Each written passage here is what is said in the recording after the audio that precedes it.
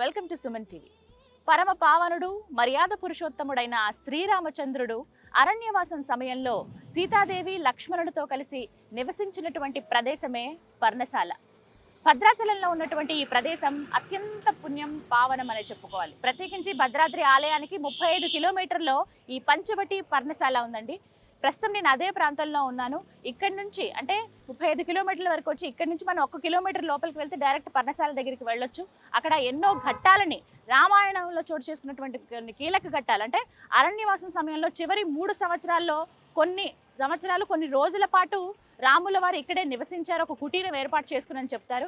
ఇక్కడ చాలా వింతలు విశేషాలు కూడా ఉంటాయి. అవన్నీ కూడా ఇవాల్టి కార్యక్రమంలో నేను మీకు చూపిస్తాను. పదండి, ఇంకా ఆలస్యం ఎందుకు, వెళ్దాం. పర్ణశాలకు మనం వెళ్తూ ఉంటే ముందుగా ఎడం పక్కగా ఒక దారి మనకు కనబడుతుందండి. సీతమ్మ చీరకు దారి అని ఉంటుంది. సీతమ్మ వారు ఆరేసుకున్నటువంటి నార చీరల గుర్తులు ఇక్కడ కొన్ని గుట్టల పైన మనకు కనిపిస్తాయి. అతి పుణ్యమైన పవిత్రమైన ప్రదేశంగా భక్తులు భావిస్తారు. ఇక్కడికి చాలా మంది దర్శించుకునేందుకు వస్తూ ఉంటారు. ఇక్కడ చాలా విశేషాలు కూడా ఉన్నాయి, అవన్నీ చూద్దాం. ఇలా మనం లోపలికి నడుచుకుంటూ వస్తుంటే ఒక బ్రిడ్జ్ లాగా ఉంటుందండి. తడికిలాగా ఇక్కడ వేశారు కర్రలతోటి అటు వెళ్ళటానికి. ఇక్కడ ఏంటంటే ఒక బ్రిడ్జ్ లాగా, ఇదంతా కూడా గోదావరి నది ఒక పాయి చీలి ఇటువైపుగా వచ్చిందనమాట. ఈ ప్రవాహం లక్ష్మణ గుట్టలు ఉంటాయి ఈ దగ్గరలో, అక్కడి నుంచి ఇలా ఇటువైపుగా వస్తాయి అనమాట. ఈ ప్రాంతానికి సంబంధించినటువంటి పురాణ గాథ ఏమిటి అని అంటే, ప్రత్యేకంగా అంటే ఇక్కడికి దగ్గరేనండి పర్ణశాల, 1 కిలోమీటర్ ఉంటుంది. అక్కడ ఒక కుటీరం ఏర్పాటు చేసుకుని రాముల వారు, సీతమ్మ వారు, అలాగే లక్ష్మణుల వారు, వారికి ఒక కుటీరం ఇలా ఏర్పాటు చేసుకుని ఇక్కడే ఉండేవారు అనమాట. అయితే ఇందులో భాగంగా అక్కడే అంటే ఒక పవిత్ర గోదావరి నది అటువైపుగానే ఉంటుంది. అక్కడికే వెళ్ళి నిత్యం స్నానాదులు ఆచరించడం ఇవన్నీ జరిగేవి. అయితే ప్రత్యేకంగా ఆడవారికి తెలుసు కదా, మహిళలు అంటూ ఉన్నటువంటి ఆ 5 రోజులు ఏవైతే ఉన్నాయో అప్పుడు సీతమ్మ వారు అనుకుంటున్నట్టు అది పవిత్రమైన గోదావరి నది, అందులో నేను దిగి అపవిత్రం చేయకూడదు, కాబట్టి నాకు ప్రత్యేకంగా వేరే స్థలం దగ్గర ఇలా స్నానం ఆచరిస్తే బాగుంటుంది కదా అని చెప్పి రాముల వారికి చెప్పి ఒక ప్రదేశం దగ్గరికి నడుచుకుంటూ వస్తారట. అలా వచ్చిన ప్రదేశం ఇదంతా. పర్ణశాలకి దగ్గర ఒక 1/2 కిలోమీటర్ ఉంటుందండి. ఇదంతా కూడా ఇప్పుడంటే ఇలా ఉంది, కానీ ఒకప్పుడు ఇదంతా కూడా దారుణమైన దట్టమైన అటవీ ప్రాంతం. అలాగే నడుచుకుంటూ వచ్చినప్పుడు ఇక్కడికి వస్తే ఎక్కడ నీటి జాడ లేదు స్నానం ఆచరించడానికి. అప్పుడు ఆమె ఒక మాట చెప్తారంట, మరేదంటే కొడుకులా చూసుకునే లక్ష్మణుడితో, అయ్యా స్నానం ఆచరించడానికి నీళ్లు లేవు, ఎక్కడో గోదావరి, ఇప్పుడు ఆ నీళ్ళు అంటే ఇక్కడి నుంచి తీసుకురాలేం, కాబట్టి ఏదన్నా ఒక ఉపాయం చేయాలంటే తన దగ్గర ఉన్నటువంటి బాణంతో దూరంగా బాణం వేస్తాడు. ఆ బాణం వెళ్ళి దూరంగా ఉన్నటువంటి ఆ కొండలకు, ఆ గుట్టలకి తగులుతుంది. ఆ గుట్ట 2గా ఇలా చీలి ఆ మధ్యలో నుంచి గోదావరి నీళ్ళు వస్తాయి. అలా వచ్చిన నీళ్ళే ఇవి కూడా. ఇక్కడ నుంచి చూడొచ్చు ఈ ప్రవాహం. చిన్న చేపలు అన్నీ ఉన్నాయి ఇక్కడ. ఇందులో వాటినే ఏమైందంటే అమ్మవారు వాటిని పసుపు కుంకుమగా, ఇక్కడ అటవీ ప్రాంతంలో అవన్నీ ఎక్కడ దొరుకుతాయండి, ఏమీ దొరకవు. కనీసం తినడానికి ఆహారం కూడా సరిగ్గా ఉండదు. దుంపలు కానీ లేకపోతే కొన్ని ఫలాలు కానీ ఇవి మాత్రమే వాళ్ళకి ఇక్కడ దొరికేవి. వాటితోనే ఒక భోజనంలాగా అవి ఏర్పాటు చేసుకునేవాళ్ళు అనమాట. అలా వాటికి నిదర్శనంగా ప్రత్యేకమైన రోజులు 25 రోజుల పాటు అమ్మవారు పర్ణశాల దగ్గర కుటీరం దగ్గర ఉండేవారు. అలాగే మిగతా 5 రోజులు అంటూ ఉన్నటువంటి సమయంలో ఇక్కడికి వచ్చి ఆవిడ స్నానం ఆచరించేవాళ్ళు అనమాట. ఆ సమయంలో ఆవిడ ఆరేసుకున్నటువంటి నార చీరలు, అడవిలో ఉన్నప్పుడు వాళ్ళు కట్టుకునే నార చీరలే కదా, ఆ చీరలు ఆరేసుకున్నటువంటి గుర్తులు ఇక్కడ గుట్టపైన ఉంటాయి. అలాగే రాముల వారి పైపంచ ఏదైతే ఉందో ఆ ఆజానుబాహుడి పైపంచ, అది కూడా ఒక గుర్తుగా మనకి ఇక్కడ కనబడుతుంటుంది. వెళ్ళి మీకు ఆనవాళ్ళు కూడా చూపిస్తాను.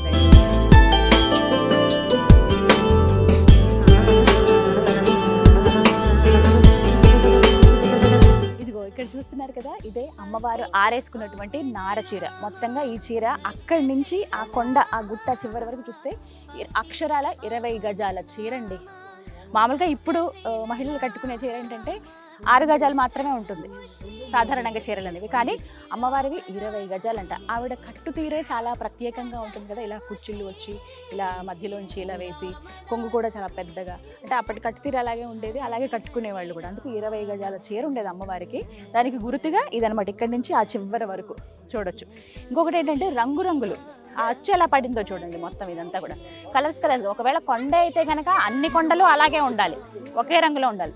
కానీ ఎక్కడైతే ఆవిడ ఆరేసుకున్నారో అక్కడ మాత్రమే కలర్స్ మారింది. చూసారా, 5 రంగులతో ఉంటుంది, పంచవర్ణం 5 రంగులుగా ఉన్నటువంటి చీర అనమాట ఆవిడది. అది ఆ అచ్చు అంటే ఇన్ని దగ్గర అరణ్యవాసం సమయంలో, ప్రత్యేకించి అంటే వనవాసం సమయంలో ప్రత్యేకంగా ఒక 3 సంవత్సరాల పాటు ఇక్కడే ఉన్నారు వాళ్ళు. ఆ 3 సంవత్సరాలు ఆరేసుకున్న చీర గురుతు అలా పడింది. ఏదన్నా ఒక వస్తువుది అదే మాదిరిగా ప్రతినిత్యం మనం ఉంచుతూ ఉంటే కొన్నేళ్ల పాటు అచ్చు అలా పడుతుంది కదా, అదే విధంగా అది ఇన్ని సంవత్సరాల తర్వాత కూడా మనం చూడగలుగుతున్నాం అంటే నిజంగా అది మన అదృష్టం. ఇదంతా కూడా అమ్మవారి చీర గురుతు అనమాట. అక్కడి దాకా ఇది. ఇక్కడ ఇంకొక విశేషం కూడా చూపిస్తాను రండి. ఇదేంటో తెలుసా? వాముగుంట. సీతమ్మ వారు రాముల వారు ఇక్కడ కూర్చున్నప్పుడు కాలక్షేపానికి ఇక్కడ ఈ వాముగుంటలో ఆడుకునేవాళ్ళంట. ఇక్కడ మొత్తం 10 గుంటల్లాగా ఉండేవి. కాలక్రమేణా అవన్నీ అలా మూసుకుపోయి ఒక 3 గుంటలు మాత్రమే మనకు దర్శనమిస్తున్నాయి. అమ్మవారు అయ్యవారు కాలక్షేపానికి సరదాగా ఆడుకునేవాళ్ళు. మామూలుగా చింతపిక్కల ఆటలు ఇలా ఉంటాయి కదా, ఇవి వాముగుంట అనమాట. వాళ్ళిద్దరూ కూర్చుని ఆడుకునేటువంటి స్థలం ఇది. ఇక్కడే దాదాపుగా ఎక్కువసేపు ఇక్కడే గడిపారు అని చెప్పడానికి ఇవన్నీ కూడా ఆనవాళ్ళు అనమాట. అందుకే ఇక్కడ కొంచెం పూజ చేయటం, పసుపు కుంకుమ వేయటం, భక్తులందరూ రావడం, దక్షిణ వేయటం, ఈ పూలమాలతో అలంకరించడం ఒక గుర్తుగా ఇక్కడ ఉంచారనమాట. ఇలా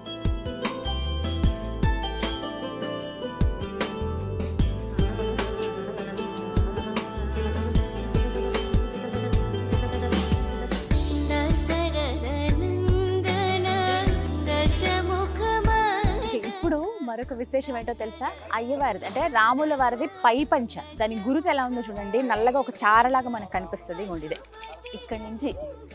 ఇక్కడి నుంచి ఆ కొండ చివరి వరకు ఉంటుంది అది. అంటే ఇది రాముల వారిది అని చెప్పడానికి గుర్తుగా ఇక్కడ పూజాది కార్యక్రమాలు. పర్ణశాలలో ఉండే అయ్యగారులు ఎవరైతే ఉంటారో ప్రతినిత్యం వాళ్ళు ఉదయం పూట ఇక్కడికి వచ్చి పూజాది కార్యక్రమాలు చేసి వెళ్తారు. ప్రతినిత్యం ఇక్కడ పూజలు జరుగుతాయి. వారు ఆరేసుకున్నటువంటి పై పంచ అనమాట ఇది. స్వామి ఆయన ఎంత 7 అడుగులు ఉండేవాడు రామయ్య, ఆజానుబాహుడు అని చెప్పారు కదా, ఆయన పై పంచే 40 గజాలు ఉండేదట. ఇక్కడ నుంచి చూడండి ఆ చివరి వరకు ఒకటే వరుసలో నల్లటి చారలాగా మనకు కనిపిస్తుంది. అంటే ఆరేసినటువంటి ఆ అచ్చు ఈ కొండల పైన, ఈ గుట్ట పైన పడింది అనమాట. చూడొచ్చు ఇక్కడి నుంచి అక్కడ.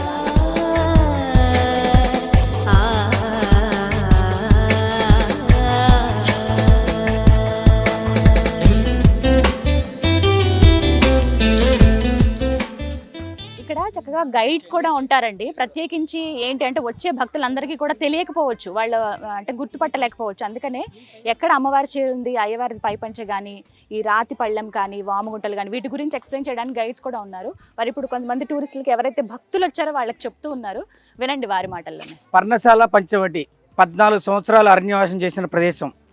లాస్ట్ 3 ఇయర్స్ ఇక్కడ స్వామివారు నివసించారనమాట. మీరు ఇప్పుడు పర్ణశాల దర్శనం చేసుకున్నారమ్మా. ఈ ప్రదేశంలో అమ్మవారు ఇక్కడికి ఎందుకు వచ్చారనేది వివరించి చెప్తాను, వినండి. నెలలో 25 రోజులు సీతమ్మ వారు పర్ణశాల కుటీరంలో ఉన్నప్పుడు 5 రోజులు ఈ ప్రదేశానికి వచ్చారనమాట. అంటే లేడీస్ ప్రాబ్లం ఉన్నప్పుడు, ఇంట్లో మన ఆడవాళ్ళు ఎలా ఉంటారో ఆ ప్రాబ్లం ఉన్నప్పుడు అక్కడ గోదావరి నదిలో స్నానం చేస్తే ఋషులు మునీశ్వరులు తపస్సు చేసుకునే, జపాలు చేసుకునే టైం కాబట్టి ఆ ప్రదేశంలో స్నానం చేయకూడదని చెప్పేసి ఈ ప్రదేశానికి రావడం జరుగుతుంది అమ్మవారు.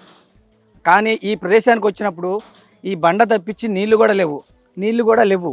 ఇక్కడ స్నానం చేయడానికి అనువుగా ఉందని చెప్పేసి స్వామివారిని కోరగా లక్ష్మణ స్వామివారు 9 కిలోమీటర్ దూరంలో ఉన్న గుట్టకి బాణం వేస్తే ఆ గుట్ట మీద ఉన్న రాయి 2గా చీలుకొని జల పుట్టుకొస్తుంది అనమాట. ఈ వాగే సీతమ్మవారి వాగు. అమ్మవారు స్నానం చేశారు కాబట్టి ఈ వాగుని సీతమ్మవారి వాగు అంటారు. ఈ వాగులో స్నానం చేసిన గుర్తులు ఉంటాయమ్మా, అమ్మవారి చీరలు ఆరేసుకున్న గుర్తులు. అక్కడ ఆ చివర 5 రంగులలో 25 గజాలుగా ఆరవేసిన అచ్చులు ఉంటాయి సీతమ్మవారి నార చీరలు. ఇకపోతే మీకు కనబడుతున్న ఇక్కడ పసుపు వేసిన రాళ్ళను చూసారా, అది వామన గుంటలు. అంటే సీతమ్మవారు రాముల వారు ఈ 5 రోజులు కాలక్షేపంగా ఆడుకున్న వామన గుంటలు అంటారు. వాటిని వెళ్ళేటప్పుడు నమస్కారం చేసుకోండి. మీకు ఇప్పుడు కనబడుతుందా ఈ బ్లాక్ సారా, ఇది స్వామివారి ఉత్తీర్ణం అంటారు. అంటే నడుముకు కట్టుకొని మెల్లో వేసుకున్న కండువ, రాముల వారి కండువ. ఇదంతా కూడా ఆ శివరి నుంచి ఈ శివరి వరకు 40 అడుగుల దూరంలో ఉంటుంది. మీకు ఎదురుగా చూడండి అమ్మా, అక్కడ రాతి సింహాసనం కనబడుతుంది నామాలతో, పసుపు కుంకాలేసి 9 అడుగుల కుర్చీ. ఆ స్వామివారు అమ్మవారి కాపలాగా కూర్చున్న కుర్చీ అనమాట. కింద స్వామివారి పాదాలు ఉంటాయి. అక్కడ వెళ్ళేటప్పుడు దర్శనం చేసుకోండి. ఇకపోతే ఇక్కడికి వచ్చేసరికి ఈ ప్రదేశం అమ్మవారు స్వామివారి 5 రోజులు కూడా ఈ ప్రదేశంలో ఉన్నప్పుడు స్వామివారి పళ్ళు పలహారాలు, లక్ష్మణ స్వామివారు ఇప్ప పువ్వు, కంద పువ్వు, ఈ ప్రసాదాలన్నీ తీసుకొచ్చినప్పుడు ఆ ప్రసాదాలన్నీ తినడానికి ఈ పల్లెంలాగా చేసుకున్నారన్నమాట. దీన్ని రాతి పల్లెం అంటారు. దీన్నే ఈ పల్లెంలోనే ఆకు వేసుకొని స్వామివారి ఇప్ప పువ్వు, తునికి పనులు, ఈ పనులు తిన్నారనమాట. దీన్ని నమస్కారం చేసుకోండి. అక్కడ నమస్కారం చేసుకుంటూ ఈ గుర్తులను చూసుకుంటూ వెళ్ళండి. ఇక్కడ ఉన్నటువంటి మరో విశేషం ఏంటో తెలుసా? ఇది చూడండి, రాతి పళ్ళెం. ఇది రాముల వారు సీతమ్మ వారు భోంచేయడానికి ఏర్పాటు చేసినటువంటి ఒక రాతి పళ్ళెం అనమాట. ఇదే ఒక పళ్ళంగా భావించి వచ్చినటువంటి ఫలాలు ఏవైతే ఉంటాయో తీసుకొచ్చినటువంటి. ప్రత్యేకించి లక్ష్మణ స్వామి వారు అడవుల్లోకి వెళ్ళి ఇక్కడ దొరికేటువంటి ఆహారానికి ఏముంటాయి, అడవిలో మహా అయితే చిన్న చిన్న దుంపలు కావచ్చు, తినదగినవి ఫలాలు చాలా వరకు దొరుకుతాయి. వాటిని తీసుకొచ్చి ఇక్కడే ఇదొక పళ్ళెంలాగా చేసుకుని ఇక్కడే పెట్టుకుని భుజించేవాళ్ళంట ఇద్దరు. మరి వారు తిన్నటువంటి పళ్ళెము అటువంటిది అని అంటే కనుక ఎంత పవిత్రమైందో కదా, అందుకే అందరూ నమస్కారం చేసుకుని వెళ్తున్నారు. అది గుర్తుగా ఇక్కడ ఏంటంటే ప్రతిరోజు పూజలు అనేవి చేస్తారనమాట. ఒక మాలలాగా వేశారు, పసుపు కుంకుమ అవి జల్లారు. ఇక్కడ ఇంకొక విశేషం ఏంటంటే పసుపు కుంకుమ రాళ్ళని ఇక్కడ ఇస్తారండి, తెచ్చుకోండి, చాలా మంచిది. ఆ సీతమ్మ వారే తన 5వ తనం 10 కాలాల పాటు ఉండాలంటూ అనుకుని చక్కగా ఈ వీటితోనే రంగరించుకునేదంట ఆవిడ. అడవిలో పసుపు కానీ కుంకుమ కానీ ఎక్కడ దొరుకుతాయి, అవన్నీ ఇక్కడ దొరకవు కదా. అయితే ఏదైతే లక్ష్మణస్వామి ఆ గుట్టల వైపు బాణం వేస్తారో కొండ 2గా చీలుతుందని చెప్పాను కదా, ఒక కొండ పసుపుగాను ఇంకో కొండ కుంకుమగాను మారిపోయింది. అక్కడి నుంచి తీసుకొచ్చినటువంటి ఇక్కడ ఎవరైతే ఉన్నారో వాళ్ళకి తెలిసిన వాళ్ళు అక్కడ లక్ష్మణ గుట్టల దగ్గరికి వెళ్ళి ఇవి ఇలా తీసుకొస్తారనమాట, పసుపు కుంకుమ. ఒకసారి క్లోజ్లోకి రావచ్చు, మీకు చూపిస్తాను చూడండి. ఇది నిజంగా వింత ఆశ్చర్యమేనండి. ఇగో ఇది పసుపుగా ఉంటుంది ఈ రాయి అంతా, ఇది కుంకుమలాగా ఉంటుంది. వీటినే ఇట్లా అరగదీసి ఇది పసుపుగా ఇలా మొహానికి రాసుకునేవారంట సీతమ్మ వారు. ఇదేమో కుంకుమ, ఇది బొట్టులాగా పెట్టుకునేవాళ్ళంట. ఇది నిజంగా అసలు ఆశ్చర్యమే, ఎలా ఉంటుంది ఇట్లా అని. రెడ్ కలర్ పసుపు భలే ఉంది నిజంగా. అన్ని వింతలు విశేషాలే ఉన్నాయి. ఆ పరమ పావనుడు, ఆ మర్యాద పురుషోత్తముడు, ఆ మహాసాత్వి సీతమ్మతో కలిసి గడిపినటువంటి ప్రదేశం అంటే నిజంగా ఎంతటి పవిత్రమైనదో కదా. అలాంటి పవిత్రమైన ప్రదేశాన్ని చూడడానికి ప్రతినిత్యం ఎంతోమంది భక్తులు వస్తూనే ఉంటారు, వెళ్తూనే ఉంటారు. దర్శించుకోవడమే మహద్భాగ్యం. ఆవిడ ఆరేసుకున్న చీరలు కానీ, అయ్యవారి పైపంచె కానీ, వారు తిన్నటువంటి రాతి పళ్ళెం కానీ, ఇవన్నీ కూడా విశేషాలు. ఇంకా చాలా ఉన్నాయి, చూద్దాం రండి.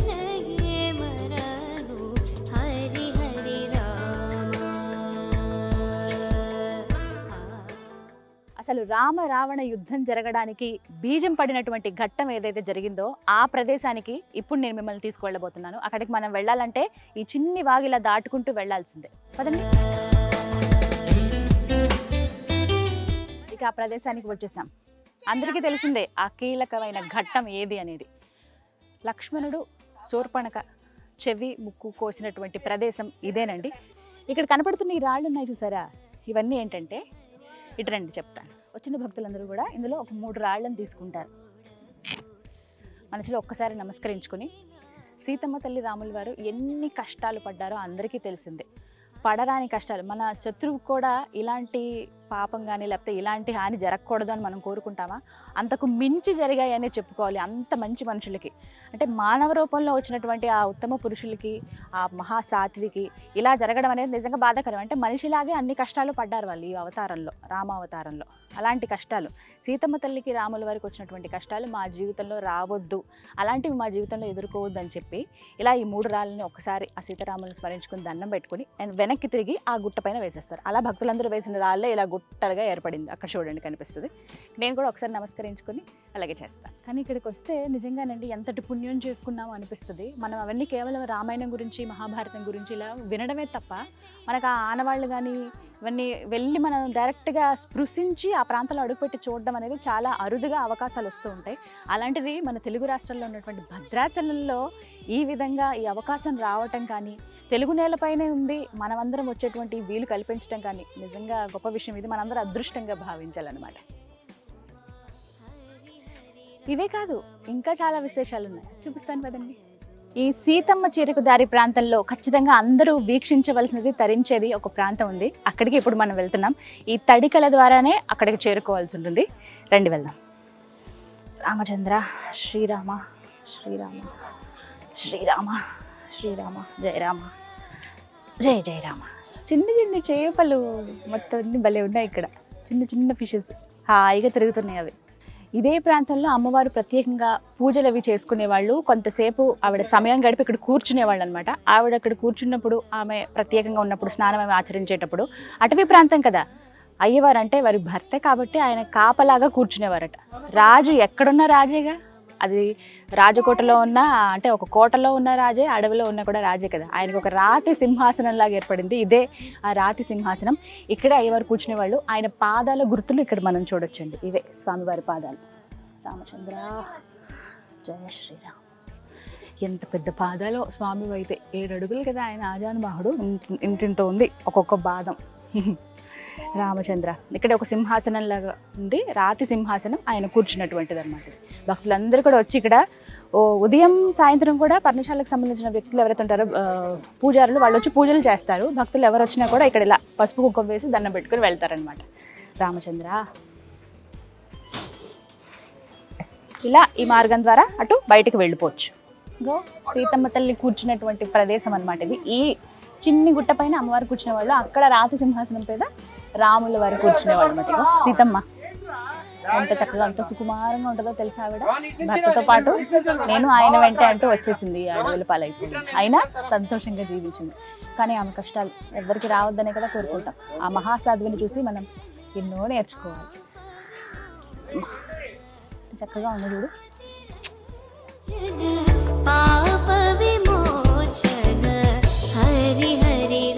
ఇలా అవన్నీ మనం చూసుకుంటూ ఇలా బయటకు వచ్చేస్తే ఇక్కడ ప్రత్యేకంగా ఇప్ప పువ్వులను అమ్ముతారండి. ఇగో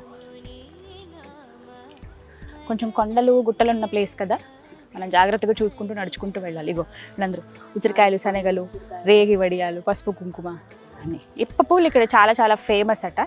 ఇక్కడ ప్రత్యేకించి అమ్ముతారు. 365 days ఇక్కడ ఇవి దొరుకుతాయండి. మనకు వేరే ప్రాంతాల్లో మనం చూడం, కానీ పర్ణశాల దగ్గర ప్రత్యేకించి ఇక్కడ సీతమ్మ చెరువు దగ్గర ఎక్కువగా ఇవి అమ్ముతూ ఉంటారు. సీతమ్మ వారికి చాలా చాలా ఇష్టం అంటవి. లక్ష్మణ్ వారు ఎప్పుడన్నా ఇలా పలహారాలు తీసుకొస్తా ఉన్నప్పుడు ఇప్పు పువ్వులు తీసుకురండి అని మరీ చెప్పేవాళ్ళంట ఆవిడ. అంత ఇష్టం అంట ఇప్పు పువ్వులు. ఒకటి ఇక్కడ దొరికేటువంటి కొన్ని పళ్ళు, ప్రత్యేకంగా ఇక్కడే దొరికేటువంటి కొన్ని ఫలాలు ఏవైతే ఉన్నాయో అవంటే చాలా ఇష్టం అంట సీతమ్మ వారికి. నేను ఎప్పుడు టేస్ట్ చూడలేదు, ఒకసారి చూద్దాం, కొనుక్కుందాం. ఎంతమ్మా ఇవి? అదా పుట్టిగా తింటారా ఇట్లా? కాదంటే వీటితో ఇంకేమైనా చేస్తారా? ఏమైనా చేస్తారా వీటితో? కుడుములా? ఆహా. ఇవి ఎక్కడ దొరుకుతాయి?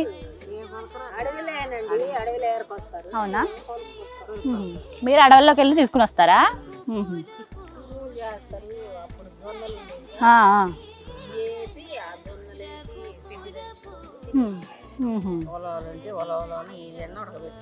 అంటే ఏంటిది, బలం వస్తుందా తింటే?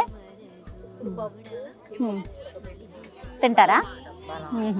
ఇంకా అప్పట్లో ఇవే కదా ఆహారం. బాగున్నాయి చాలా. చూసారుగా మొత్తం మీద సీతమ్మ చీరకు దారి ప్రాంతంలో ఏవేవి మీరు చూడదగ్గ ప్రదేశాలు అవన్నీ ఈ వీడియోలో నేను మీకు చూపించాను. మీరు కనుక పర్ణశాలకు వస్తూ ఉంటే, అంటే భద్రాద్రి రాముని దర్శించుకోవడానికి వచ్చినప్పుడు ఖచ్చితంగా పర్ణశాలకు రండి. పర్ణశాలకు వెళ్లే మార్గంలోనే ముందుగా మనకు కనిపించేదే ఈ సీతమ్మ చీరకు దారి. ఇక్కడికి వచ్చి ఈ అద్భుతాలను, ఈ విశేషాలను కూడా మీరు అందరూ వీక్షించండి. ఇది వాళ్ళ వీడియో. నమస్కారం.